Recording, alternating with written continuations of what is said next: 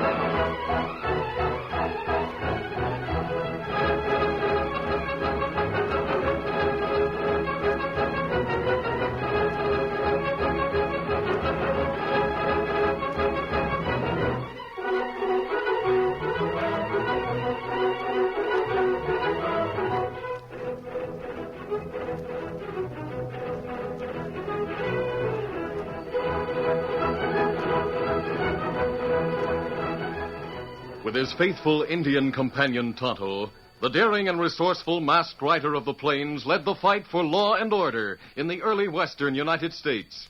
Nowhere in the pages of history can one find a greater champion of justice.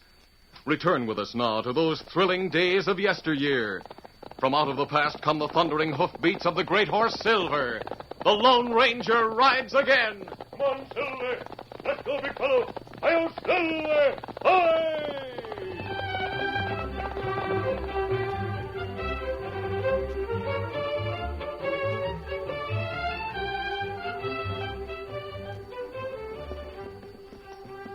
It was an hour before midnight.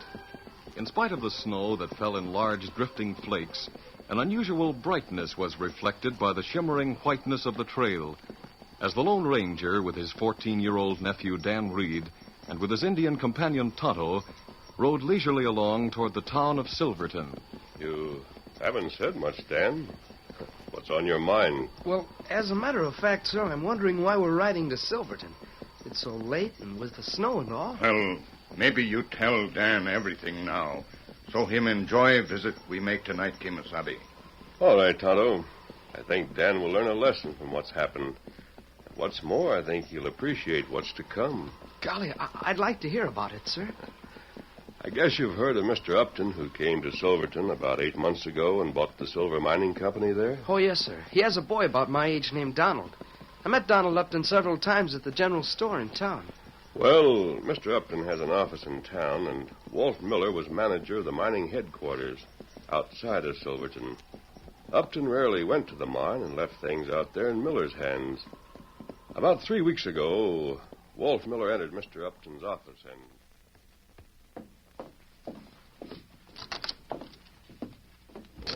Good morning, Walt.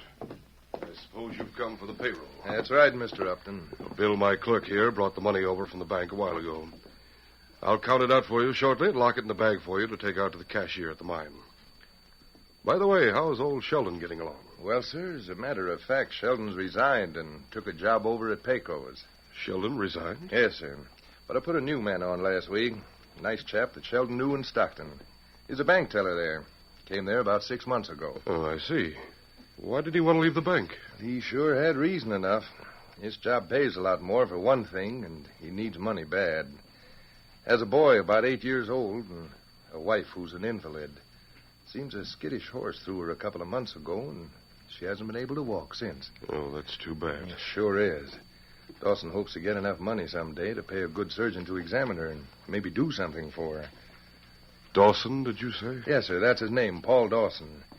Live in that rather shabby little house at the east end of town. Paul Dawson, huh?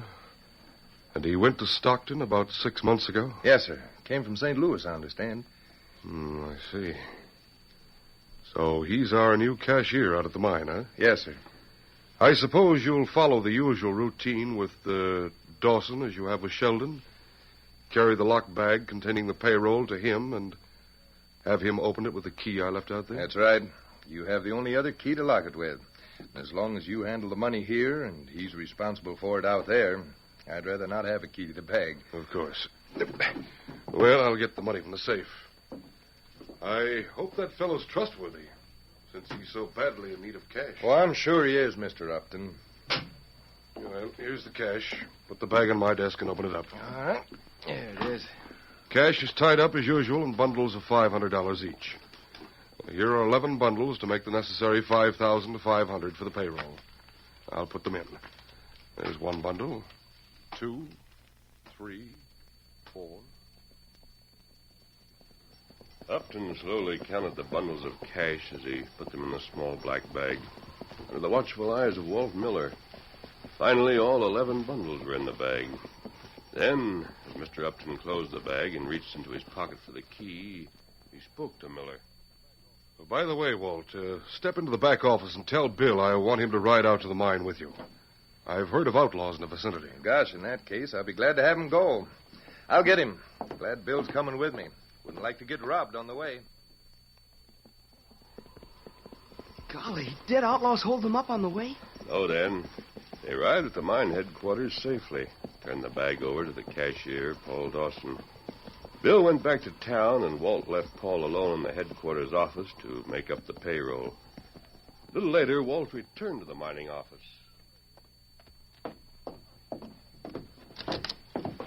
Almost knocked you down, Paul. I was just coming out to call you, Mr. Miller. The payroll's short. Short? What can't be? Come and see for yourself. Look there.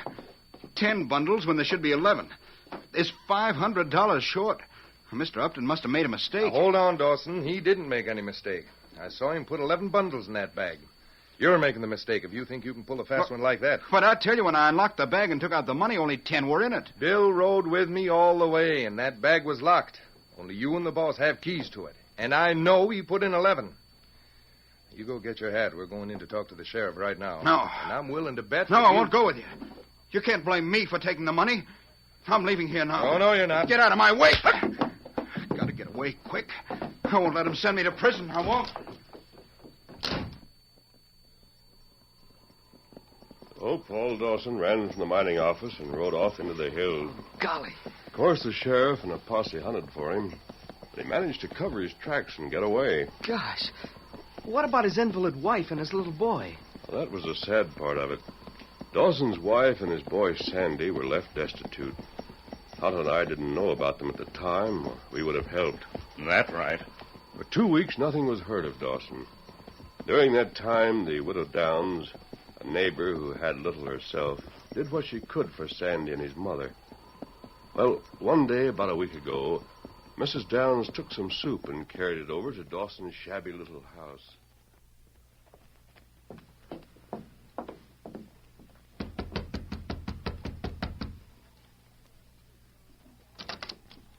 Good morning, Sandy.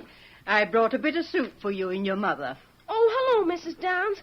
Mom will be awful glad to get some soup. I'm sure she will. I'll bring it in. It's warm and ready to sip, so I'll just take it into the other room for her. Come along, Sandy. Who is it, Sandy? Oh, Mrs. Downs. How nice of you to come over. Here's a bit of soup that'll warm you up, my dear. I'd rather Sandy had it, if you don't mind. Oh, I'm not very hungry, Mama. You take it. Now, there's enough for both. Sandy, lad, bring another bowl like a good boy. Golly, yes. Oh, bless his heart. Another week and Christmas will be here, Mrs. Downs. It isn't fair for a young child to face such a bare, drab Christmas as Sandy'll have to go through. I know Paul didn't steal that money. I thought that somehow he'd get to us. That he'd... Mrs. Downs. You want to ask me something? Yes. Could you take Sandy to the general store? They'll have a bit of tinsel or other trimming hanging about for him to see. Would you mind? Gosh, I'd like to go. Of course I'll take him. We'll go there right now. And while we're gone, Mrs. Dawson, you can take your soup. Have your soup first, Sandy. Then we'll walk down to the general store. So the kindly Mrs. Downs took Sandy with her to the store so he could see the meager trimmings the storekeeper had put up for the holidays. Oh, gosh. Like any small boy of 8, he forgot his troubles when they got there and enjoyed the holiday atmosphere. But the event was spoiled for Sandy when Donald Upton, a few years older than he, entered the store and came over to speak to Sandy. Hello. You're that Dawson kid, aren't you? Uh-huh. I'll bet you're not going to have a Christmas tree. My father's getting a big one with lots of trimmings, too. Maybe I'll have one, too.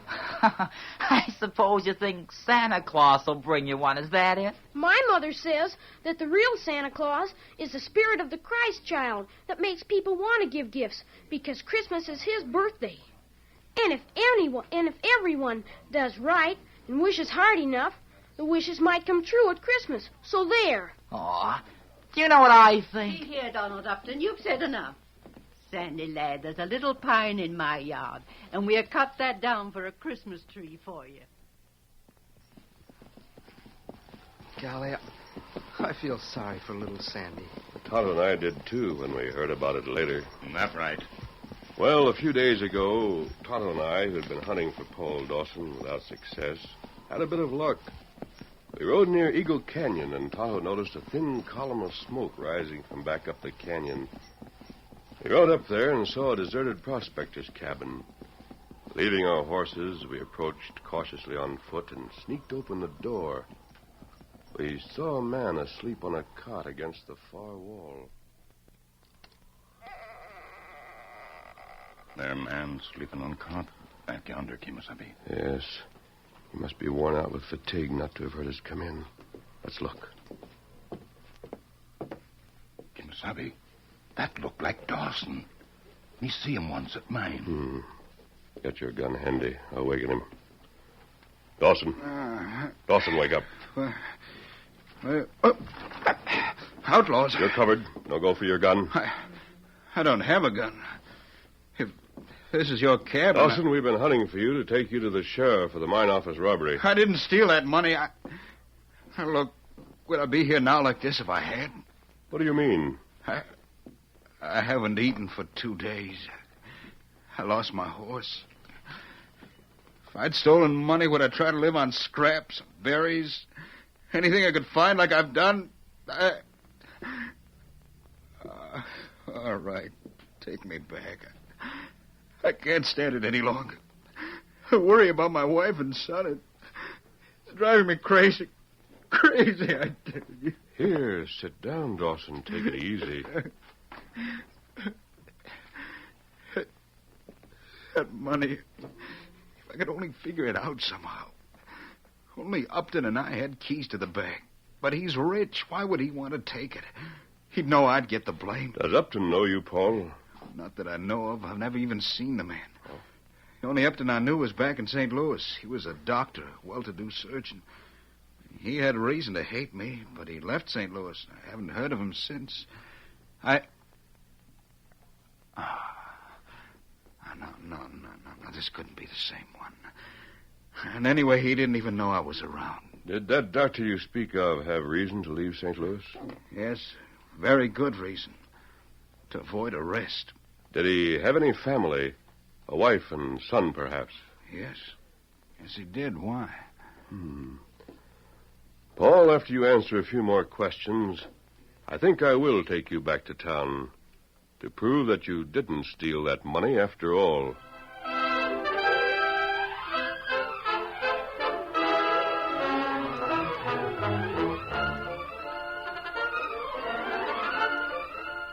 The curtain falls on the first act of our Lone Ranger story. Before the next exciting scenes, please permit us to pause for just a few moments.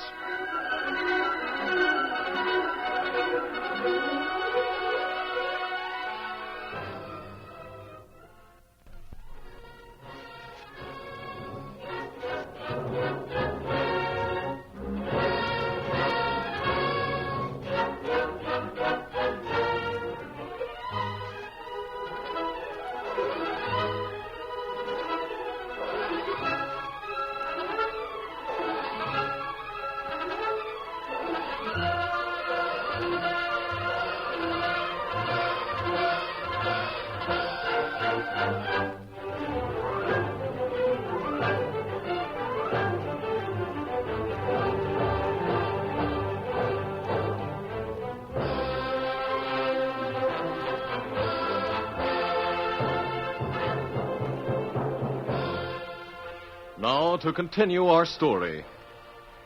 As the Lone Ranger with Tonto and Dan Reed rode leisurely along the trail to Silverton in a light snowstorm, the masked man took time to tell Dan the story of Paul Dawson and his little family. Well, Dan, as I've told you, we found Paul Dawson asleep in a deserted cabin and woke him up.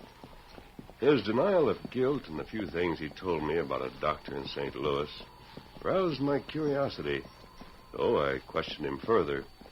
Both Tonto and I were impressed with the way Dawson answered my question.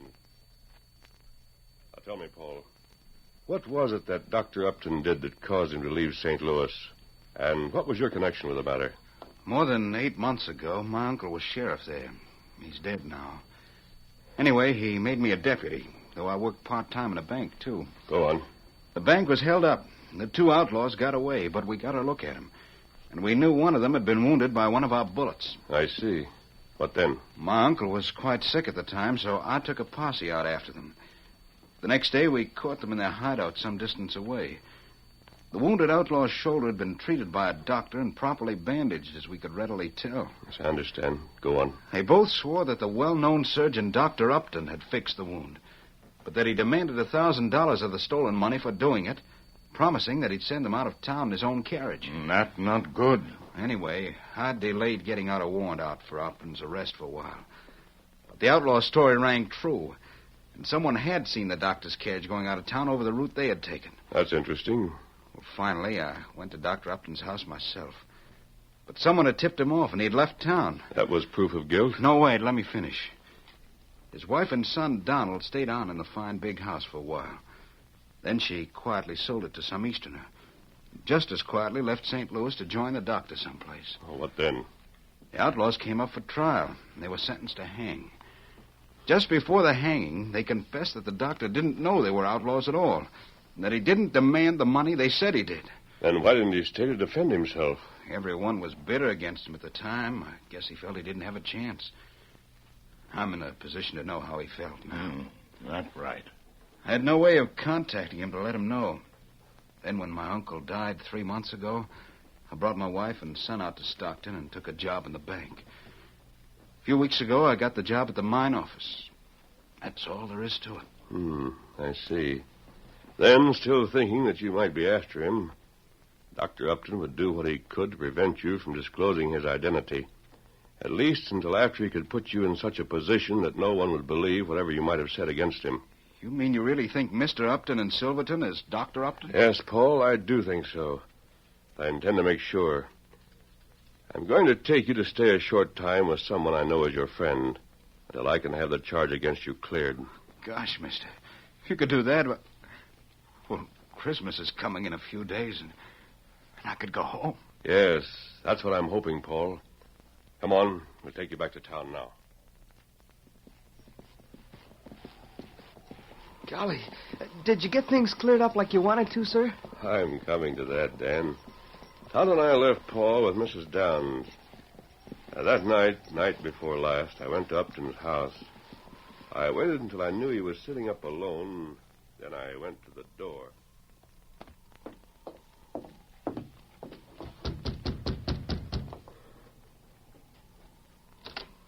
Well, a masked man. I've come to talk to you, Mr. Upton. What could an outlaw have to discuss with me? I'm not an outlaw. I came as a friend, and I'm certain you'll be very glad to hear what I came to say. Dr. Upton. Dr. Upton? How did you know?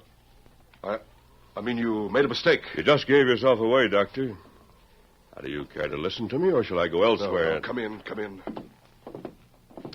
By thunder, if you came here to blackmail me... I haven't any such intentions. But I did come here to get you to admit you framed young Dawson. Ridiculous. There's an open and shut case against him. You ought to know how it feels to be wrongly accused, Doctor. Wrongly accused? You believe that I was... I know you were. Your name has been cleared back in St. Louis. What? Are you sure of that? Positive. Paul Dawson hoped to find you to tell you so. Then they know I'm not guilty. Oh, thank heaven. But how do you know all this? You must have seen Paul Dawson recently. That's right. I have. I don't know what to say. You've done him a great wrong. It's up to you to do what you can to right that wrong. Yes, I did wrong Dawson. I thought he was here to find me, to disclose the facts about me. But I can't admit in front of everyone that I withheld that money from the bag. No, I can't do that. I won't. You've just admitted it to me. It would be your word against mine, and they'd take mine. Maybe. I understand the sheriff is out of town. Won't be back until day after tomorrow, Doctor. It's no use arguing. Day after tomorrow is Christmas Eve. It'd be a good day for you to have a talk with the sheriff and clear Dawson. I'll wait until then. I advise you to think it over carefully. Good night, Dr. Upton.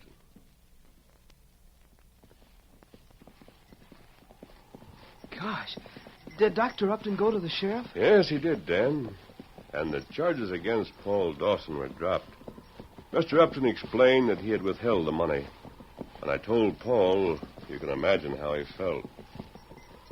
Well, this is Christmas Eve.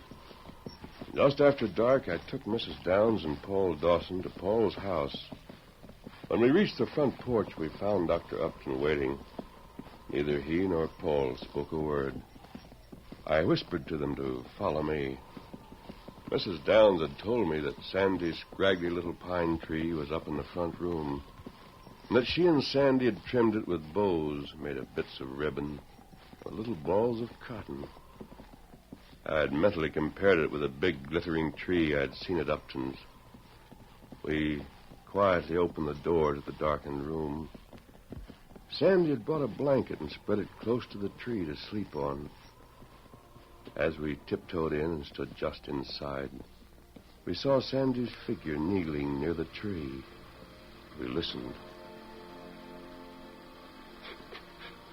My little Christmas tree is better than any of them.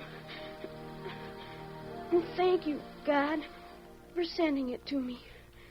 And please, God, let your spirit of Christmas make my mom well again. Don't bother about a present for me, except only send back my daddy. Donald Upton said there wasn't any Santa Claus, but I know there is, because he's the spirit of the Christ child that makes folks want to give.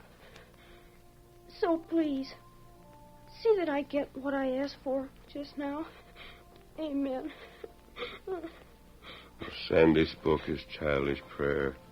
A moonbeam broke through the clouds and entered the window. It was like a small spotlight from the heavens, touching the little tree and sparkling in the ribbon bows. Then Paul spoke softly, brokenly. Sandy, I've come home. Daddy! Oh, Daddy! My boy. I knew you'd come. I knew I'd get my wish. Bless his trusting little heart. That little tree, it seemed to be touched with the whole spirit of Christmas. And why not, Mr. Upton? A little touch of hope and love went into every little bow on its branches, each one made by Sandy's own hands. Sandy? Who's out there? I'm coming, Mama. Come on, everybody. Turn up the lamp, son, so I can see who's with you. I'll turn it up, Dora. Paul! Oh, Paul, you've come back to us. Yes, and to stay, honey. Oh, everything's all right now. I've been cleared. Oh, thank heaven. But who? The masked man is a friend, and a good one. How do you do, Mrs. Dawson? How do you do? Paul, your other visitor? Oh, yes. You know Mrs. Downs. This man is... I am Dr. Upton from St. Louis, Mrs. Dawson. Dr. Upton? Why, The past is forgotten, I hope. The future? Well, as I heard Sandy say, if one wishes hard enough, perhaps I can make you walk again. I feel sure I can. Oh, golly, Mama. I got both things I asked for. What you said about the spirit of Christmas is true. I'll always believe in it, Mama, even when I'm grown up. I hope you will, Sandy. I've just begun to believe. Later tonight, I want to bring my son and some others from town to this house. In this simple home, I've really found the spirit of Christmas.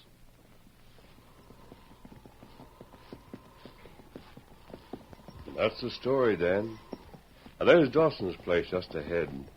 We'll ride close to the window and find out if Dr. Upton did return with the townsman he said he was bringing. Here we are. Oh, Silver. Victor. Fella. Easy. Steady, big fella. Yes, I can see them in there. Look, Dan. There's Dr. Upton holding Sandy in his arms, see? Oh, gosh. He sure looks happy. And he's singing with the others, too. Me like your Christmas singing. Well, they seem so happy and all. With the snow falling and the singing, I feel sort of different inside. Like they said they did. I like to believe, Dan, that the spirit of the Christ child is the spirit of Christmas. For these people have found it among the humble surroundings here, just as the shepherds and the wise men found it in even more humble surroundings. A little stable in Bethlehem.